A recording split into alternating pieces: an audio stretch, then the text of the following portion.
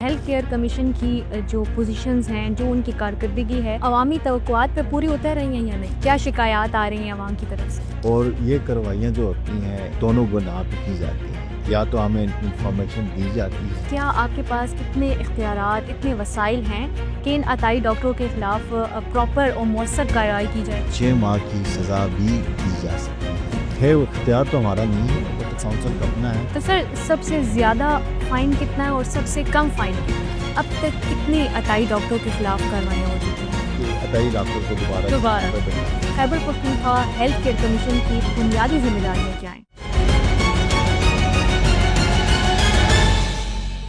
अस्सलाम वालेकुम नाजरीन, मैं हूं आपकी होस्ट उम्मे कुलसूम और आपको दिकाओ न्यूज़ डिजिटल के TCN ब्रॉडकास्ट में वेलकम करते हैं। नाजरीन, आज का मौजू हर शहरी के लिए बहुत जरूरी है। सेहत, अताई डॉक्टर्स और Khyber Pakhtunkhwa health care commission. क्या पाकिस्तान में सेहत का निज़ाम महफूज है? क्या इन अताई डॉक्टरों के खिलाफ जो कार्रवाइयाँ की जाती हैं वो इतनी मुअस्सर हैं? और क्या अवाम इन गैर कानूनी क्लिनिक्स के खिलाफ शिकायत दर्ज करवा के अपनी सेहत को महफूज रख सकता है? इन तमाम सवालात के आज जवाब तलाश करेंगे। इसी मौजू पर आज हमारे साथ मौजूद हैं डॉक्टर शिफा हैदर तावल, जो कि Khyber Pakhtunkhwa health care commission के डायरेक्टर रजिस्ट्रेशन है। अपनी इस एपिसोड में उनको वेलकम करते हैं। अस्सलाम वालेकुम डॉक्टर शिफा, कैसे हैं आप? ठीक है? वालेकुम अस्सलाम, बहुत शुक्रिया आपको यहाँ पे मुझे मौजू करने का। Thank you so much sir, आपने इतना कीमती वक्त हमें दिया।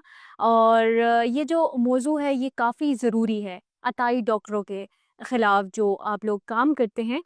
तो सर, सबसे पहले ये बताइए कि Khyber Pakhtunkhwa health care commission की बुनियादी ज़िम्मेदारियाँ क्या हैं? अच्छा, ये जो इदारा है, सरकार ने ये जो बनाया 2015 में एक एक्ट के ज़रिए इसको बनाया गया, लेकिन असल में ये एक ऑर्डिनेंस के ज़रिए बना था 2002 में।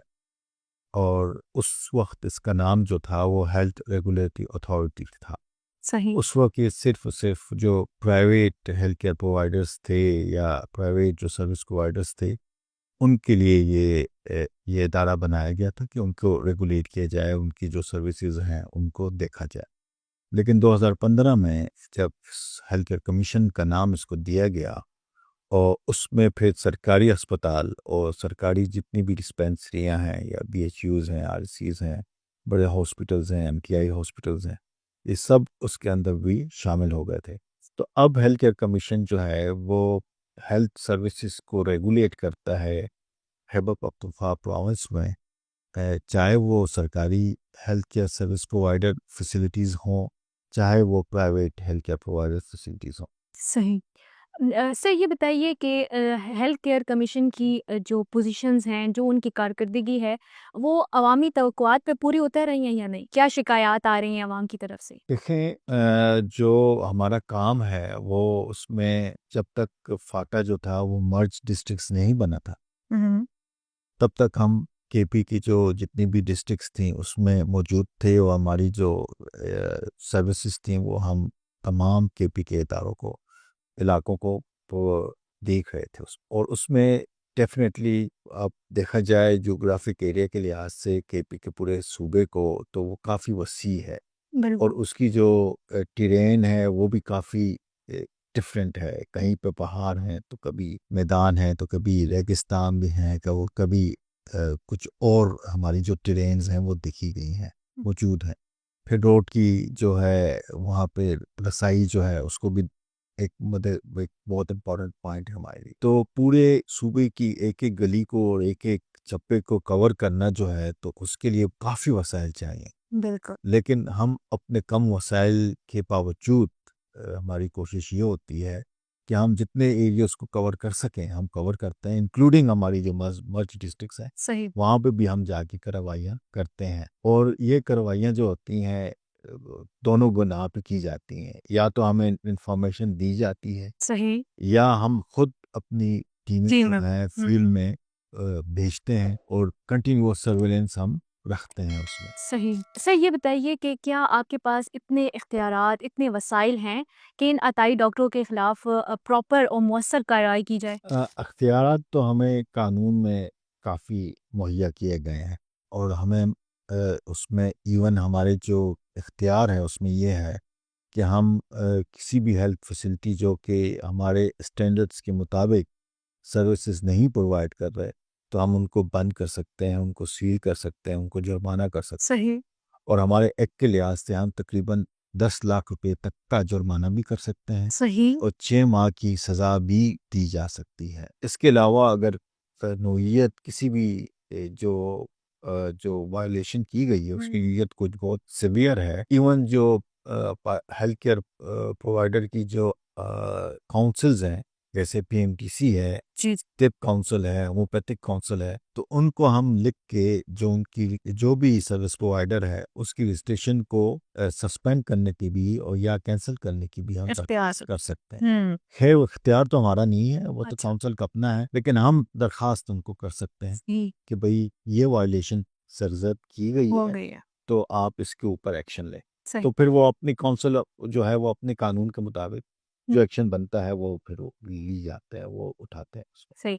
तो सर सबसे ज्यादा फाइन कितना है और सबसे कम फाइन कितना है? हमारा मैक्सिमम जैसे मैंने बताया हमारे 10 लाख का फाइन है, मिनिमम हमारा 30,000 रुपए का फाइन है। अच्छा। तो जो भी वायलेशन हमारी की गई है, जो भी उसमें, तो उसके लिहाज से हम देखते हैं कि उस वायलेशन को वो भी हमने मुख्तस किया हुआ है अच्छा। कि कौन सी वायलेशन पे क्या सरचार्ज लगेगा, जितना हम कर सकते हैं।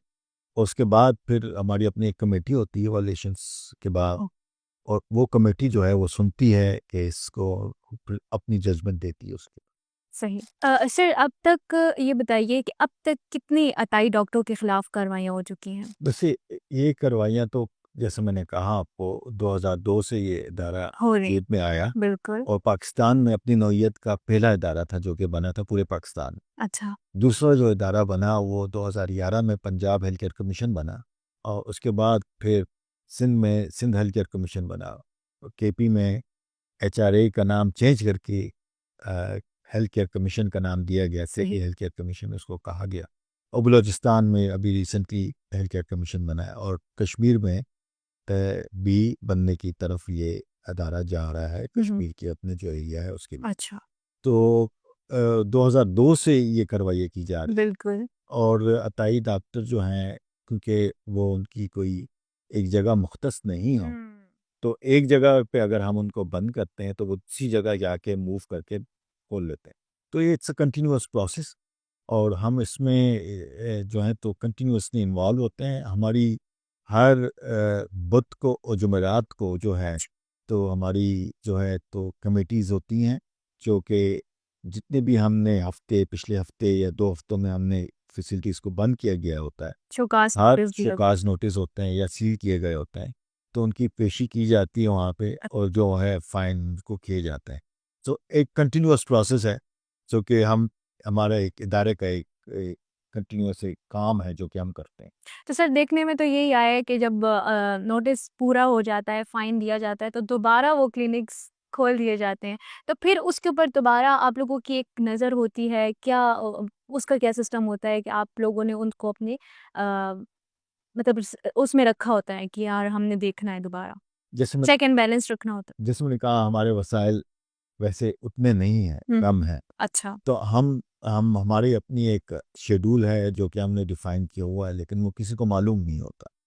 वो केवल हमारी टीम्स को भी नहीं मालूम होता कि कौन किसने आज कहाँ पे जाना है हाँ, हाँ। और किस तरह से जाके सर्वे करने हैं। अच्छा। तो हम अपने एक हिसाब के लिहाज से, क्योंकि हम जब डीसीलिंग होती है जो हमारी कार्रवाई होती है उसमें कहीं भी हम उनको ये इजाज़त नहीं देते अताई डॉक्टर को कि वो दोबारा जाके फैसिलिटी अपनी हुँ, खोल सकते हैं, ये इजाज़त। इजाज़त नहीं देते। लेकिन वो किसी भी शॉप में होते हैं, किसी भी जगह पे होते हैं जहाँ पे वो बैठे हुए होते हैं, मालिक अक्सर औकात कोई और होता है।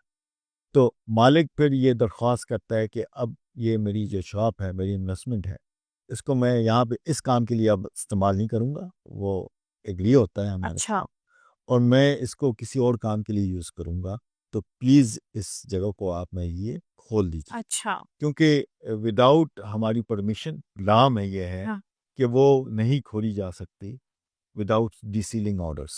तो हमारी कमेटी ने जब तक डीसीलिंग ऑर्डर नहीं दिया होगा, उस जगह पे जहाँ पे हमने सील किया है, उस जगह पे कोई काम नहीं किया सही। जा सकता। ठीक है। तो उस वजह से फिर हम जो हैं तो उस मालिक की इस दरख्वास्त को मद्देनज़र रख के उसको हम डीसील कर लेते हैं। लेकिन कहीं पे हम ये इजाज़त नहीं देते कि अताई डॉक्टर को दोबारा दोबारा। पे बैठाया। बिल्कुल, क्योंकि ज़ाहिर-सी बात है, ये एक आम शहरी के लिए काफ़ी ख़तरनाक बात है कि उसके पास ना लाइसेंस है, ना किसी चीज़ का कुछ ऐसा एक्सपीरियंस है और वो अपने क्लिनिक्स खोल रहा है, तो ये काफ़ी टफ़ होता है। लेकिन अताई की डेफिनेशन में सिर्फ ये लोग नहीं आते हैं जिनके हाँ। पास डिग्रियां नहीं है। अच्छा। हमारी अताई की जो डेफिनेशन है और जो हमारी रेगुलेशंस में अताइयत को डिफाइन किया किया गया है, जाता और हमारी वेबसाइट पे वो हमारी रेगुलेशंस, हर किस्म की रेगुलेशंस मौजूद हैं। है। बिल्कुल। और वो मैं कहूँगा अपने ऑडियंस को कि वो प्लीज़ जाएँ हमारी वेबसाइट पे, हुँ, हुँ। वहाँ पे जाके उसको एक नज़र से पढ़ें ताकि वो समझें कि हम काम क्या करते हैं और किस तरह से करते हैं। किस तरह से?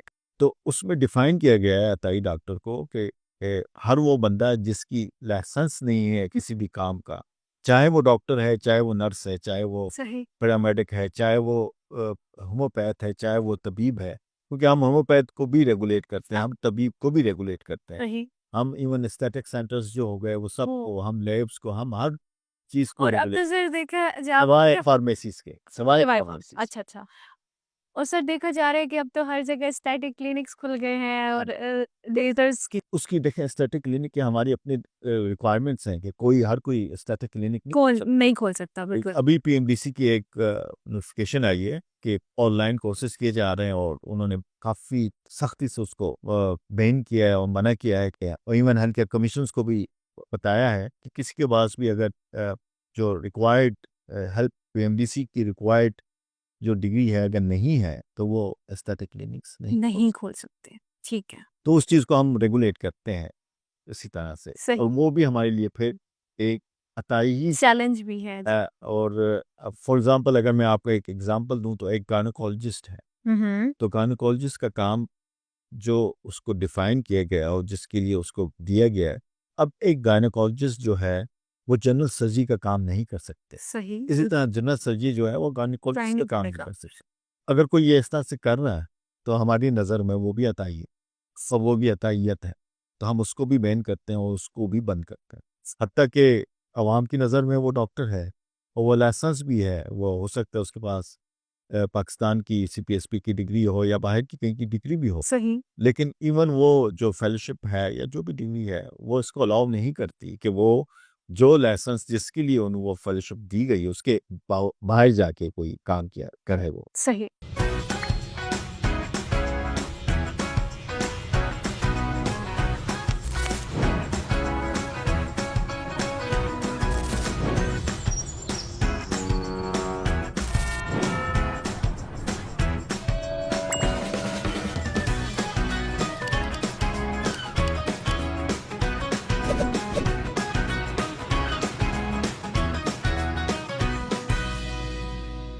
डॉक्टर शिफा, ये बताइए कि इन जाली डॉक्टरों के खिलाफ जो पब्लिक कंप्लेंट्स होती हैं, उनके लिए कोई आसान तरीका है? अच्छा, कंप्लेन रजिस्टर करने के हमारे पास अपने एक हमारे डिफाइंड प्रोसीजर है, और उस लिहाज से मैं आपको ये भी बताऊं कि हमारी इदारे में डिफरेंट डायरेक्टरेट्स हैं। अच्छा, तो मैं जैसे डायरेक्टर रजिस्ट्रेशन हो तो हमारे साथ डायरेक्टर लीगल है, को कंप्लेन में भी है। अच्छा, और डायरेक्टर लाइसेंसिंग है, डायरेक्टर क्वालिटी है, डायरेक्टर ऑपरेशंस है, और हमारे फिर जो हम सबको लीड करते हैं वो चीफ एग्जीक्यूटिव ऑफिसर है, और उसको जो ओवरसी करता है तो हमारे बोर्ड ऑफ गवर्नर्स हैं। तो ये हमारी ये हायरार्की है और जो कि हमें दी गई है हमारे एक्ट में।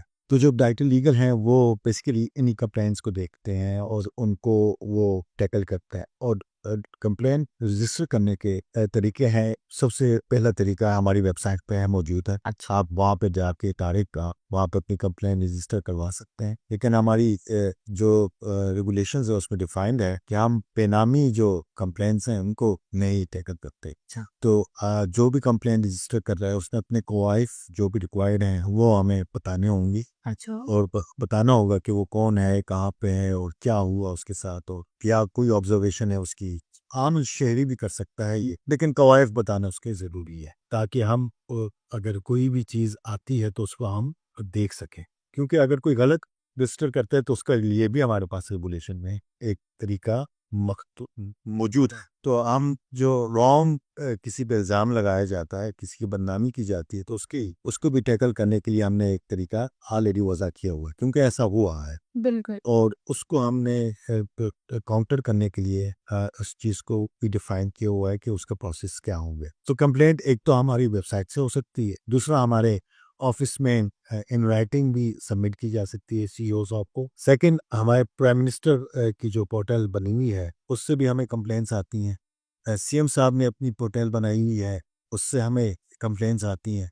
और इसके अलावा जो भी इदारे हैं जिसमें पुलिस है, एफआईए है, आईबी है, और जितने भी इदारे हैं उनके पास अगर कोई कंप्लेंट्स आती हैं और वो समझते हैं कि वो हमारे रिलेटेड है, तो वो हमें कंप्लेंट्स भेज देते हैं। तो ये डिफरेंट तरीके हैं जिससे हमें कंप्लेंट्स की जाती हैं, और उसको हम फिर टैकल करते हैं। जो भी हमारे मखसूस तरीका है, जो भी हमारी रेगुलेशंस में डिफाइंड है, तो हम उस तरह से उसको टैकल करते हैं। तो सर आपने जैसे कहा कि एक आम शहरी भी ये शिकायत दर्ज कर सकता है। तो इसको काउंटर चेक करने के लिए क्या तरीका होता है कि आया ये शिकायत ठीक है, ये जो इसने कंप्लेन किया ये ठीक है या नहीं है? क्योंकि इदारे का भी इसमें फिर किरदार आ जाता है ना कि एक बंदा नहीं कर रहा है ऐसा काम और कोई आम शहरी उसके खिलाफ का जो है वो कंप्लेंट लिख देता है। तो इसको काउंटर चेक करने के लिए क्या तरीका? तो यही हमारी कमिटीज़ हैं। अच्छा। तो हम कमिटीज़ में ही पेश किया जाता है उस केस को, अगर उन्होंने कुछ किया है। वैसे पहले तो हम टीम भेजते हैं अपनी। बिल्कुल। शिकायत जब आती है तो हम टीम अपनी भेजते हैं, जहाँ पे भी वो शिकायत होती है, सूबे के किसी इलाके में भी हो, तो वहाँ पे हमारी टीम चली जाती है। हमारे 3 जगहों पे इस वक्त प्रेजेंस फिजिकल मौजूद है। हम स्वात में हमारा ऑफिस है, अहमदाबाद में हमारा ऑफिस है, और बन्नू में हमारा ऑफिस है। इसके अलावा हम इससे पहले काफ़ी डिस्ट्रिक्ट्स में मौजूद थे, लेकिन क्योंकि फंड्स की और फाइनेंस की कुछ स्ट्रेंस हैं, उसकी वजह से हमने अभी थोड़ी-सी हमारी फिजिकल प्रेजेंस रिस्ट्रिक्ट हुई है 3 ऑफिसेस में। लेकिन हम वहाँ से कवर करते हैं पूरे पूरे इलाके को, क्योंकि हम रीजन्स वहाँ से कवर कर सकते हैं। तो वहाँ पे हम जाते हैं, भेजते हैं अपनी टीम को, और टीम जाके वहाँ पे ऑन ग्राउंड चेक करती है कि इश्यूज़ क्या है। और फिर उस लिहाज से जो मैंने कहा कि प्रोसेस है, अगर वहाँ पे सील करना होता है तो सील किया जाता है, शोकाज़ नोटिस देना होता है, शोकाज़ दिया जाता है, और फिर वो कमेटी में पेश होते हैं। तो फिर कमेटी उसका मुआयना करती है, जो भी है, और उस पर फिर डिसीजन लेती है as per hour regulations. Sir ठीक है। अच्छा सर ये बताइए कि अताई डॉक्टरों के खिलाफ जो कार्रवाइयाँ की जाती है उसमें कोई रुकावटें हैं, कुछ प्रॉब्लम्स आती हैं या नहीं आती? हमें तो इस तरह से कोई रिकॉर्ड पेश नहीं आई अभी तक। लेकिन ये है कि सिक्योरिटी की सिचुएशंस हो सकती हैं बाज़-औक़ात, तो उस लिहाज से हम अपने स्टाफ को कहते हैं कि वो विजिलेंट रहें। लेकिन अब क्योंकि अब माशाल्लाह वो हमारी टीम्स जो हैं 10-15 साल से इस काम में इन्वॉल्व हैं, वो फील्ड में हैं, तो वो समझते हैं और जानते हैं कि किस तरह से उन्होंने सिचुएशंस को डील करना है और अपने आप को भी सेफ रखना है। तो ये एक सेफ्टी का एक आंसर है। उसके बावजूद तो क्योंकि कानूनन तो हमें गवर्नमेंट ने काफ़ी पावर्स दिए हुए हैं, अच्छा, जो कि हम एग्जीक्यूट करते हैं। सही। डॉक्टर शिफ़ा ये बताइए कि खैबर पख्तूनख्वा में जो क्लिनिक्स हैं और हॉस्पिटल्स हैं, उनकी जो रजिस्ट्रेशन का अमल है वो कितना शफ़ाफ़ है? अच्छा, रजिस्ट्रेशन जो होती है हमारी वो ऑनलाइन है। हमारा अपना रजिस्ट्रेशन का ऑनलाइन पोर्टल मौजूद है, तो हम उस पे रजिस्टर करते हैं। अब आपने सबसे पहला सवाल किया था कि हेल्थ केयर कमीशन के क्या? काम क्या है? तो मैंने उसमें आपको बताया कि हम रेगुलेट करते हैं। रेगुलेशंस जो है वो बेसिकली हम 2 तरीकों से करते हैं। एक हमारी रजिस्ट्रेशन है और एक लाइसेंसिंग है। रजिस्ट्रेशन जो है वो उसकी रिक्वायरमेंट्स बड़ी स्पेसिफिक सी हैं, बड़ी मिनिमम रिक्वायरमेंट्स हैं, और वो कोई भी आसानी से विदिन 15 मिनट्स अगर उनके पास डॉक्यूमेंट्स मौजूद हैं तो वो अप्लाई कर सकता है हमारी वेबसाइट से। और फिर हमारे पास 1 महीने का टाइम होता है, अच्छा, कि हम उस 1 महीने के अंदर हम उसको रजिस्टर कर देते हैं। तो अभी हम विदिन 1 वीक जो है रजिस्ट्रेशन दे देते हैं, अगर तमाम डॉक्यूमेंट्स एज़ पर रिक्वायरमेंट मौजूद हो। बाज़ औक़ात जो पीएमडीसी हो गई या होम्योपैथिक काउंसिल या तिब काउंसिल के साथ रजिस्ट्रेशन के टाइम्स या वो रजिस्टर नहीं होते, तो उसमें टाइम लग जाता है, क्योंकि वो हमारा होता नहीं। तो हम, क्योंकि वो बेसिक रिक्वायरमेंट है किसी भी काउंसिल की रजिस्ट्रेशन, हमारे किसी भी हेल्थ केयर एस्टेब्लिशमेंट की रजिस्ट्रेशन के लिए, तो वो उसमें टाइम लग सकता है। लेकिन हमारी तरफ से केपी हेल्थ केयर कमीशन की तरफ से डिलेज नहीं होते रजिस्ट्रेशन के अमल में। अब हम सबसे इम्पोर्टेंट चीज़ जो तमाम आवाम को समझने की है, हमारे काम के लिए रजिस्ट्रेशन किन को किया जाता है। किरण को किया हम रजिस्ट्रेशन जो है वो हेल्थ केयर इस्टेब्लिशमेंट्स को, जो हेल्थ केयर जहाँ पे प्रोवाइड की जाती है जिस जगह पे, उस जगह को हम रजिस्टर करते हैं। हम उसको रजिस्टर नहीं करते जो वहाँ पे प्रोवाइड करेगा। उसकी जो रजिस्ट्रेशन है या उसकी जो कि वो ये सर्विसेज वहाँ पे दे सकता है या नहीं दे सकता, ये काम जो है वो रिस्पेक्टिव काउंसिल का है। तो जो अब पीएमडीसी है, पीएमडीसी उस रजिस्ट्रेशन को करती है। हम सिर्फ उस रजिस्ट्रेशन को ऑनलाइन चेक करते हैं पीएमडीसी की वेबसाइट पे कि आया, जैसे आप फॉर एग्जांपल अगर मैं कहूँ एक डॉक्टर हैं जो कि सर्जन है और वो चाहते हैं कि वो एक हेल्थ केयर एस्टेब्लिशमेंट को हमारे साथ रजिस्टर करें, सही तो वो हेल्थ केयर एस्टेब्लिशमेंट की जगह का नाम, वो अपना नाम, उसका अगर वो खुद मालिक हैं वो, या अगर किरायानामा है वो, और अपना आईडी कार्ड या मालिक का आईडी कार्ड, ये हमारी वेबसाइट पे जो हमारे परफॉर्मेंस के साथ हमें सबमिट कर दें और एक अंडरटेकिंग दे देंगे हमें कि वो जो हमारा जिस सर्विस के लिए वो हेल्थ केयर एस्टेब्लिशमेंट को स्कोप ऑफ सर्विस हमें बता देंगे और जिस सर्विस के लिए वो रजिस्टर कर रहे हैं उसके ज़्यादा हमें वहाँ पे काम कोई और सर्विस प्रोवाइड करेंगे, ये अंडरटेकिंग हमें दे देंगे। इस पे हम उनको रजिस्टर कर देंगे और देख के कि पीएमडीसी के साथ आया वो रजिस्टर है कि नहीं। तो अब पीएमडीसी की रजिस्ट्रेशन जो है वो मेरा काम नहीं है, वो पीएमडीसी के साथ उनकी जो सर्जन की उनकी फेलोशिप की डिग्री है वो उन्होंने खुद पीएमडीसी के साथ अपने आप को रजिस्टर कर, जैसे वो मेरा काम नहीं है। मैं वो जहाँ पे वो सर्विस प्रोवाइड करेंगे उस जगह को मैं अपने साथ रजिस्टर कर, तो ये हम हेल्थ केयर एस्टेब्लिशमेंट्स को रजिस्टर करते हैं, न कि लोगों को रजिस्टर करते हैं। तो ये एक चीज़ है जो कि कन्फ्यूजन क्रिएट करते हैं और जिसकी वजह से बहुत से इश्यूज भी हमें फेस करने को मिलते हैं। अब रजिस्ट्रेशन जब हो जाती है फिर हम फैसिलिटीज़ को कहते हैं कि हमारे हर लेवल की फैसिलिटी के लिए हमने एक मिनिमम स्टैंडर्ड्स डिफाइन किया हुआ जिसको हम MSDS कहते हैं, मिनिमम सर्विस डिलीवरी स्टैंडर्ड्स। सही तो वो स्टैंडर्ड्स के लिहाज से उसने अपनी वो हेल्थ केयर एस्टेब्लिशमेंट जो हमने रजिस्टर की है उस हेल्थ केयर एस्टेब्लिशमेंट को उस स्टैंडर्ड्स के लिहाज से वो बनाएंगे और वहाँ भी जो सर्विसेज हैं उस लिहाज से वो प्रोवाइड करेंगे। उसमें हम स्पेसिफाइड टाइम उनको दे देते हैं, फिर हम उनको ट्रेन भी करते हैं। जो हमारी क्वालिटी डायरेक्टरेट है वो तमाम जो कि नॉमिनीज होते हैं ये हेल्थ केयर एस्टेब्लिशमेंट का, हॉस्पिटल्स के या प्राइवेट क्लिनिक्स के, उनको हम ट्रेन करते हैं कि आपने MSDS को इम्प्लीमेंट कैसे करना है, किस तरह से आपने इसको अडॉप्ट करना है, और ट्रेनिंग के बाद हम प्रोविजनल लाइसेंस उनको दे देते हैं। विदिन 3 मंथ्स हम उनको कहते हैं हम आएंगे, हमारी टीम्स आएंगी, असेसर्स होते हैं हमारे, वो जाके, और वो बाय पार्टीजन असेसर्स हैं, वो थर्ड पार्टी असेसमेंट्स हम करते हैं, वो हमारे एम्प्लॉयज़ नहीं होते, वो हमने हायर किए हुए हैं, स्पेसिफिक टीम्स बनाते हैं हम उनकी, और वो सब्जेक्ट स्पेशलिस्ट होते हैं। तो फ़र्ज़ किया कोई हॉस्पिटल है तो उसमें हम अपनी टीम उसकी बनाएंगे और वो जाके वहाँ पे जाके हमारे जो मिनिमम स्टैंडर्ड्स हैं उसके लिहाज से परफॉर्मेंस हम प्रोवाइड करते हैं, उस परफॉर्मर के उस फैसिलिटी को जाके चेक करेंगे और अपनी रिपोर्टिंग हमें सबमिट करते हैं और उसके बेसिस पे, उनकी रिपोर्ट की बेसिस पे हम फिर लाइसेंस इशू कर।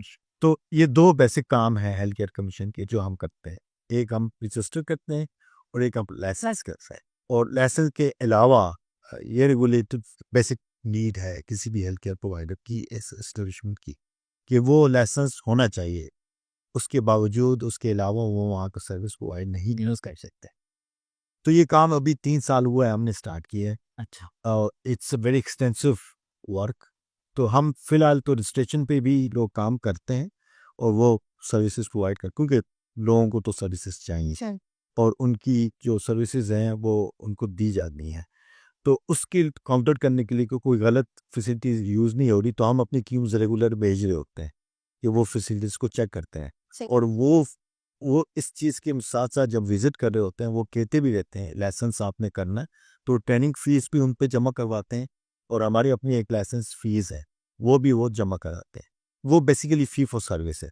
वो ऐसा कुछ नहीं है कि हम किसी से कोई इनकम जनरेट करते हैं, वो ऐसा नहीं है। वो हम फ़ी फॉर सर्विस करते हैं, क्योंकि जो ट्रेनिंग की जाती है तो उसमें भी हम ट्रेनर्स थर्ड पार्टी के हायर करते हैं जो कि सब्जेक्ट स्पेशलिस्ट हो। तो ट्रेनिंग करने की हाल होता है, उसके लिए एक फ़ीस खर्चा होता है, तो वो जो फ़ी फॉर सर्विस होती है वो हम उनसे ले लेते हैं। इसी तरह लाइसेंसिंग, जैसे मैंने कहा, हम असेसर्स को भेजते हैं, टीम्स भेजते हैं, तो असेसर्स भी जो भेजते हैं तो उस पर भी जो खर्चा आता है तो उसके लिए हमें फ़ी चाहिए, तो वो हम लाइसेंसिंग फ़ी उसमें उस मद में हम ले लेते हैं। और सेम प्रोसेस जो है वो पंजाब हेल्थ केयर कमीशन भी अपनाता है, और सेम जो है सिंध हेल्थ केयर कमीशन भी अपनाता है। ठीक है। तो it's nothing something out of box है जो कि हम करते हैं। ये एक पूरी दुनिया में एक नॉर्म है जो कि किया जाता है, बल्कि दुनिया में तो बहुत एक्सटेंसिव हाई लेवल की फीस ली जाती है। हम तो बहुत ही मिनिमम से मिनिमम फीस लेते हैं, और रजिस्ट्रेशन की फीस जो होती है once in a lifetime होती है।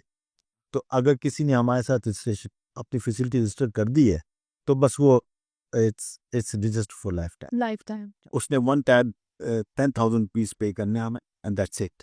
और ये 10,000 भी अभी हुए हैं लास्ट अगस्त से, उससे पहले हमने 100 रुपीज़ किए हुए थे। और वो हमने क्यों, इस वजह से था कि हम लोगों को इनकरेज करें कि वो ज़्यादा से ज़्यादा हमारे साथ रजिस्टर हों, सही। तो इस वजह से हम मिनिमम फीस रखते हैं। अच्छा। जी। और जो रजिस्ट्रेशन की तो आपने फीस बता दी, और जो लाइसेंस की फीस है वो उसका क्या? अब उसकी डिफरेंट जो हेल्थ केयर एस्टेब्लिशमेंट्स हैं उसकी कैटेगरीज है, तो वो हर कैटेगरी के लिहाज से है। तो मिनिमम जो है वो देखा जाए तो वो हमारी 10,000 है, 10,000 से लेके 8 लाख तक है। तो वो फीस आप जैसे 350 बेड से बड़ा अस्पताल है तो उसकी 8 लाख फीस है लाइसेंसी की। और जो होम्योपैथिक या तबीब का एक क्लिनिक है तो उसकी लाइसेंसिंग फी 10,000। तो वो उस लिहाज से हमने उसको रखा। ठीक है। डॉक्टर साहब ये बताइए कि एक क्लिनिक खैर कानूनी तौर पर चल रहा है, तो आम शहरी के लिए ये पॉसिबल है कि वो जान सके कि ये क्लिनिक रजिस्टर है? कैसे ये मुमकिन हो सकता है? इसका थोड़ा सा प्रोसेस। अच्छा, इस ज़िमन में हमने अपने जो मिनिमम सर्विस डिलीवरी स्टैंडर्ड्स हैं उसमें हमने डिफाइन किया हुआ है एक स्टैंडर्ड, जिसमें हमने तमाम जो हेल्थ केयर एस्टेब्लिशमेंट्स हैं या जो फैसिलिटीज़ हैं जहाँ पे हेल्थ सर्विसेज प्रोवाइड की जाती को हमने तंबीह की हुई है कि वो जहाँ पे भी आवाम को उन्होंने अपने बारे में बताना है, जैसे कि उन्होंने कोई अपना साइन बोर्ड बनाना है तो उसके ऊपर हमारा जो रजिस्ट्रेशन नंबर है और लाइसेंसिंग नंबर है वो उन्होंने लिखना है अपने पीएमडीसी के नंबर के साथ, अच्छा। और या काउंसिल के नंबर के साथ। और जहाँ पे जो डॉक्टर साहब होंगे या मुपैथ होंगे या तबीब होंगे जहाँ पे वो बैठे होंगे सही। जिस कमरे में, तो उस कमरे में हमारी जो लाइसेंस और रजिस्ट्रेशन की जो हमने डॉक्यूमेंट्स दिए होंगे सही। उनको वो वाज़े तौर पे बताना, अपने लगाना जो है उन पे मस्ट है। वहाँ पे हमने उसी डॉक्यूमेंट के ऊपर हमारी सील मौजूद होती है। तो जो मरीज़ है या जो भी सर्विस वहाँ पे लेने के लिए गया है वो वहाँ पे देख सकता है, एक तो साइन बोर्ड पे देख सकता है हमारा नंबर, दूसरा वो जहाँ पे सर्विस प्रोवाइड की जा रही है वहाँ पे जाके देख सकता है कि हमारी आया रजिस्ट्रेशन या लाइसेंसिंग वहाँ पे मौजूद है, उस फैसिलिटी को दी गई है कि नहीं दी गई, तो वो देखा जा सकता है। इसके अलावा वो खुद पूछ भी सकता है सर्विस प्रोवाइडर से कि आया आपके पी हेल्थ केयर कमीशन के साथ रजिस्टर है कि नहीं है। डॉक्टर साहब ये बताइए, आप क्या समझते हैं कि Khyber Pakhtunkhwa health care commission को मज़ीद कोई इख्तियारात देने चाहिए, और अगर देने भी चाहिए तो वो कौन-कौन से हैं? मेरे ख्याल से तो हमें जो अख्तियार दिया गया है अभी तक हमें कोई इस तरह की कोई शॉर्ट कमिंग्स महसूस नहीं की कि हमें कोई और इख्तियार इसमें समझ में अभी हमें रिक्वायर्ड होगा। लेकिन डेफिनेटली जो इश्यूज आते हैं या जो वो होता है तो उसमें हमारा एक्ट मौजूद है, और हम एक्ट में जो है तो वो अमेंडमेंट्स कर सकते हैं। हमारी असम्बली जो है तो उसमें अमेंडमेंट्स, हमारा डिपार्टमेंट जो है उसमें अमेंडमेंट्स कर सकता है। तो उस ज़म में अगर कोई अमेंडमेंट्स हमें रिक्वायर्ड हो तो हम उसको भेज देते हैं डिपार्टमेंट को, और उस ज़रिए से वो फिर असम्बली के ज़रिए हमें जो अमेंडमेंट्स कर दी जाती हैं। इवन अगर एक्ट में ज़रूरत हो तो हम इस तरह से करते हैं, और अगर रेगुलेशंस में हमें कोई ज़रूरत हो तो हमारे बोर्ड ऑफ गवर्नर्स के पास और बोर्ड ऑफ कमिश्नर्स के पास ये पावर्स मौजूद है कि वो खुद रेगुलेशंस बना सकते हैं। तो वो खुद रेगुलेशंस बना देते हैं सही। हमारे एक्ट के नीचे। डॉक्टर साहब ये बताइए कि वैसे तो हेल्थ केयर कमीशन काफ़ी काम कर रहा है, तो पिछले मंथ्स में अगर आप कुछ मुझे डेटा बता सकें कि कितने शोकास नोटिस हुए हैं, कितने जो है वो इस चीज़ पे कार्रवाइयाँ हुई हैं, तो इसके बारे में कुछ डेटा आपके पास हो तो वो काइंडली हमें हमें बता दीजिए। इस समय में हमने अभी अभी अपनी एक समाई की, हम हमारी अदारे में है कि हम हर समाई जब कंप्लीट हो जाता है एक रिपोर्ट इशू कर, जो कि हमारी वेबसाइट पे भी आती है, और हमारे जो हैंडल्स हैं सोशल मीडिया के डिफरेंट उसमें भी हम वो शाया करते हैं। तो उस जिन में जो हमारी जो समाई अभी कंप्लीट हुई है दिसंबर में, अक्टूबर से दिसंबर तक, उसमें हमने टोटल जो सीलिंग्स की थी वो 521 की अच्छा फैसिलिटीज जो हमने सील किए थे पूरे सूबे में। शोकाज नोटिस हमने 227 दिए थे। जो रजिस्ट्रेशन हमने फैसिलिटीज़ की डिफरेंट की थी, नई फैसिलिटीज़ की, वो 362 थी। और ये वो फैसिलिटीज़ जैसे मैंने कहा रजिस्ट्रेशन हम वन टाइम करते हैं, बिल्कुल। तो हम इसमें कोई रिपीटिशन नहीं रहती, इट्स लाइफ टाइम होती है। तो ये इसलिए इसके नंबर कम होता है क्योंकि हम ऑलरेडी 18,000 से ज़्यादा फैसिलिटीज़ रजिस्टर कर चुके हैं। तो कुछ फैसिलिटीज़ ऐसी होती हैं जो बंद हो जाती हैं। सही तो ये इसमें डेटा जो है वो डिफरेंट ऊपर नीचे होता रहता है। जी हाँ। हमने जो फुल लाइसेंस इशू किए हैं इस क्वार्टर में वो 13 थे जो कि हमने फैसिलिटीज को लाइसेंस किए हैं। प्रोविजनल लाइसेंस हमने 99 किए हैं और हमने जो ट्रेनिंग्स की हैं वो भी हमने 99 हेल्थ केयर इस्टेब्लिशमेंट्स की हैं। कंप्लेंट्स हमें जो रिसीव हुई इस क्वार्टर में 357 थी, जिसमें से 298 जो हैं वो हम उसको हमने डिज़ोल्व किया और बाकी जो है अभी जो भी टाइम है उसमें डिज़ोल्व हो जाती है आहिस्ता आहिस्ता। ठीक है। Thank you so much doctor शिफा, आपने इतना हमें टाइम दिया है हमारी इस एपिसोड को और हमारी तरफ आए हैं। Thank you so much. तो नाज़रीन, ये थी आज की हमारी गुफ्तगू कि खैबर पख्तूनख्वा में सेहत का मयार कैसा है, अताई डॉक्टर्स के खिलाफ क्या-क्या कार्रवाइयाँ हो रही हैं और Khyber Pakhtunkhwa health care commission कैसे अपना किरदार अदा कर रहा है। अगर आप भी अपने इलाके में कोई ऐसा गैर कानूनी क्लिनिक देखते हैं तो उसके खिलाफ आवाज़ बुलंद करें और उनके खिलाफ शिकायत ज़रूर दर्ज करवाएं और सेहत के हक में अपना किरदार अदा करें। इसी मौजू पर अगर आपकी कोई राय है तो हमें ज़रूर बताएं। इसके अलावा अगर आप किसी मौजू पर मालूमात चाहते हैं तो हमें कमेंट सेक्शन में ज़रूर बताएं। अगले एपिसोड में एक नए मौजू के साथ आपकी खिदमत में हाजिर होंगे। तब तक के लिए अपना और अपने प्यारों की सेहत का ख्याल रखें। अपनी होस्ट उम्मे कुलसूम को इजाज़त दीजिए। अल्लाह हाफिज।